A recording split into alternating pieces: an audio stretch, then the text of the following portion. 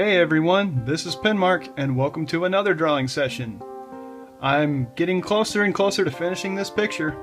I've been cleaning up the details on the characters. I've added a lot of stuff to the table, as you can see, as well as that bookshelf back there. I'm really glad that I'm finally close to finishing that part. There are still a couple areas that need to be fleshed out, as you can tell, but it's getting a lot closer. Let me quickly show you some of those areas close up and then get started on something. Add that pizza, napkins, a drink, another napkin that's messy. I still need to add stuff on this screen of the phone. Just as placeholders right now, I'll show you what else is going to be on the table. There's going to be probably a Coke can right here. Oh goodness, I need to put it on a different layer. It needs to be higher up so that we can still see it. I think that should be good. Let's see. There we go. Yeah, now you can see. I'm gonna have some Coke cans there, and I guess here. And I'll clean them up later as I go. Right now, this is just blank colors to keep track of everything because there's a lot still going on in this picture that I need to do and clean up. But keeping track of everyone's drinks, the person who commissioned me suggested that my character have a bottle on the ground, so I might add that. I'm not sure what it'll be, probably a fruit drink, knowing me. And I'm not just saying that because rabbit, but I do like fruit drinks a lot. Let's see, he also said a bag of chips. I'll probably add that like right here.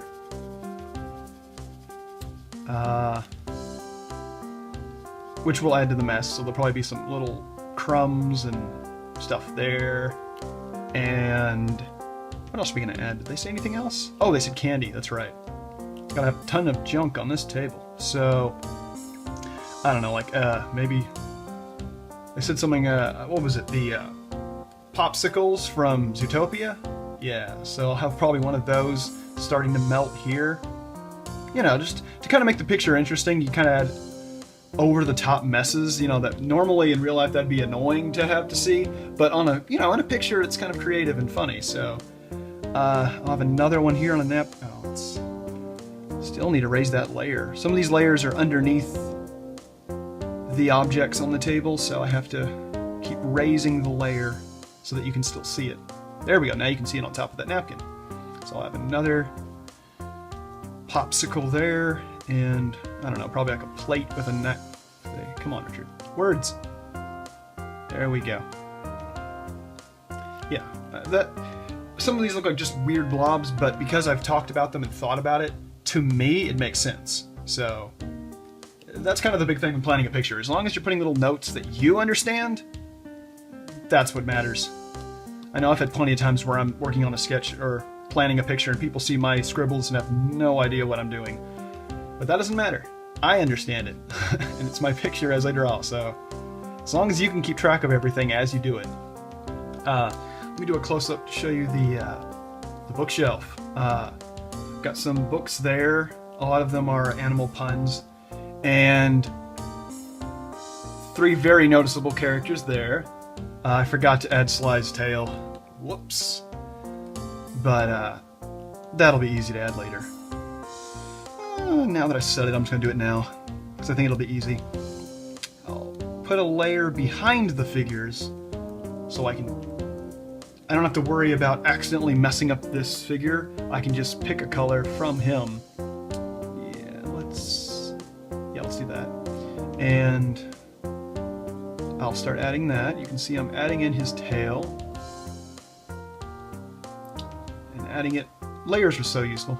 You know, it's an advantage I probably am spoiled by with how long I've been doing digital art, but it makes it so much easier.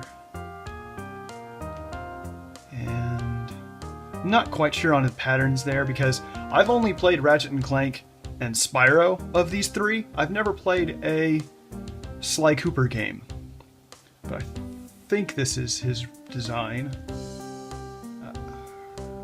I have the picture saved somewhere from Google, but it's something like that. Maybe I'm wrong.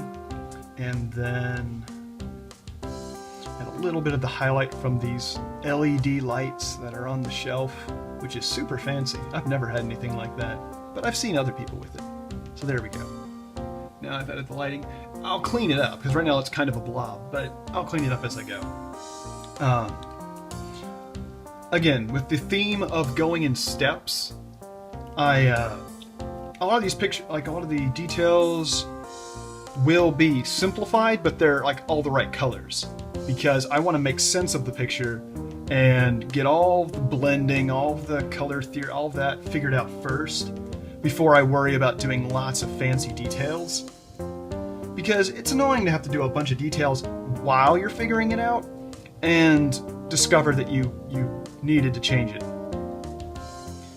So save the problem solving for early in the picture and worry about adding the tiny little details and the fancy little hairs and all of the texture that makes it look fancy. Save that for last, when you know everything's in the right place, when all the problems are gone. So yeah, a lot of this is still slightly blurry and simplistic because, yeah, I'm saving that for later.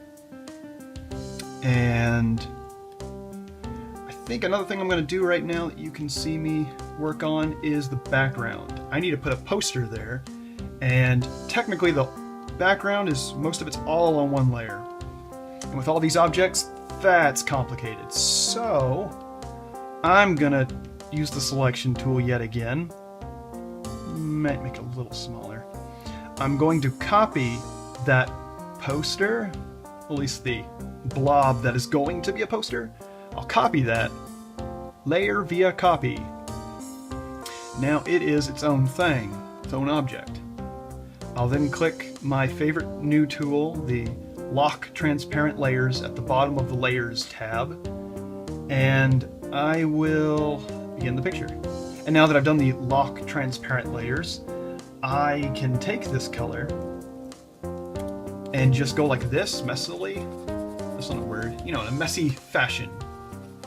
And I don't have to worry about going outside of that layer. The object on that layer. I don't have to worry about going outside of it. Which is really nice. And I have the reference picture on another screen, which will help on this as I work, so I don't have to take up space on that layer like this. I don't have to bring a picture on there and crowd up the screen. So yeah, I definitely suggest getting another screen and attaching that monitor to your computer as you work, because it makes things a lot easier. Going with the simple blob theme, middle character is a skunk, so lots of black colors, some darker colors, with the white patterns I'll add in a second. Okay, trying to plan things out and still make it visible enough. I'm gonna save the this is supposed to be a poster where it's like a you know, supposedly like a movie. These characters, I have to make up a title for what these characters are going to be in for some movie. One of the characters is, what's his name? Come on, Rocket from Guardians of the Galaxy. So maybe I'll incorporate a pun there. I don't know. But when in doubt, this is someone else's picture. This is a commission, so I'll just ask them. And if they don't, you know, if they don't really know what to do, then I can have liberties. But first, I'll just ask them. After you see this video, of course. But I can still add all the characters before that. And continue to just work in blobs. Trying to add the form underneath this guy's chin. Which, again, it doesn't have to be detailed this early on. I just have to make sense of it. So here's the vest he wears, pushing his chest outward. I think all the characters have the hands on the hips, because it's a fancy pose. Okay. And the third character I haven't tackled yet is Nick Wilde from Zootopia. So yeah, I am very familiar with his design. I don't have have to use a reference to that. And yeah, see how it's getting the ideas across and making sure the layout looks good before worrying about details. Don't stress on details when you're planning out a picture. That's saved for later. I will... Okay, that color should work. I might use that same color for the hair on top of the skunk. Face pattern there. Got a tail behind him, but I can add that towards the end. Kind of looks like it's on his shoulders right now. But that's what working into it later is. And Rocket Raccoon and his patterns. There we go. They're just blobs at this point. It's nothing fancy. Which can always be embarrassing when you're showing new people as you draw and they're eager to see what you're creating. Like when you're in public, you know, and you're drawing in your sketchbook or something. And you're still trying to figure it out and someone's looking over your shoulder. Even if it's just a friend, that can be intimidating because you're like, wait, no, these blobs are... I don't know what these blobs are yet. Hold on. I'm still figuring it out. So, yeah, it happens. You're not alone if you're feeling that intimidation as you draw in front of others. It is not easy to draw in front of people. Because I always get the fear of they're going to think I'm a fake, I'm a phony, I'm not actually good. Don't worry, it happens. To every type of artist. And honestly, the more you do it, then you get more comfortable, so... Okay, there's a rough estimate of where they're going to be. The background of these characters is a night sky with lots of stars and everything, so... add some of that. Okay, and an important thing that I'm keeping in mind as I do this that is a good tip. This is a poster in the background.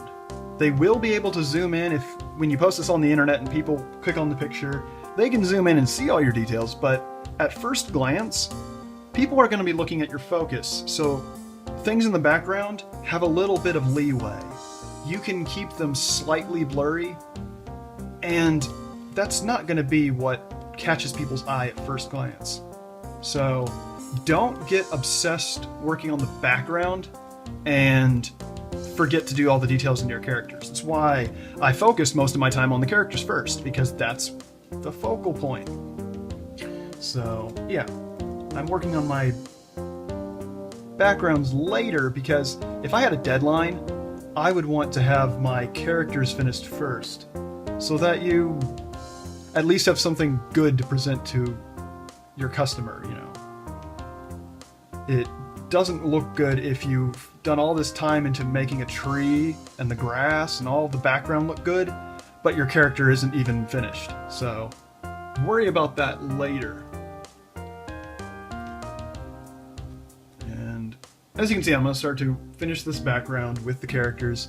I'm leaving that bottom of it blank because there will be a giant movie title here with letters and stuff. And yeah, you see what I'm doing there. I will do more off camera. There will probably be one last episode just to finish up details, show what my last step is, and then talk with you guys more about what my next episode will be, the next series. So let me know what you thought of this. I will be doing more off camera, like I said. Yeah, if you have any questions or ideas about what I should do, anything art related, just let me know, because I like to interact with you guys and get more ideas as I do these mini tutorial episodes. Thanks again for watching. Let me know what you think, and I'll see you guys next time. This is PenMark.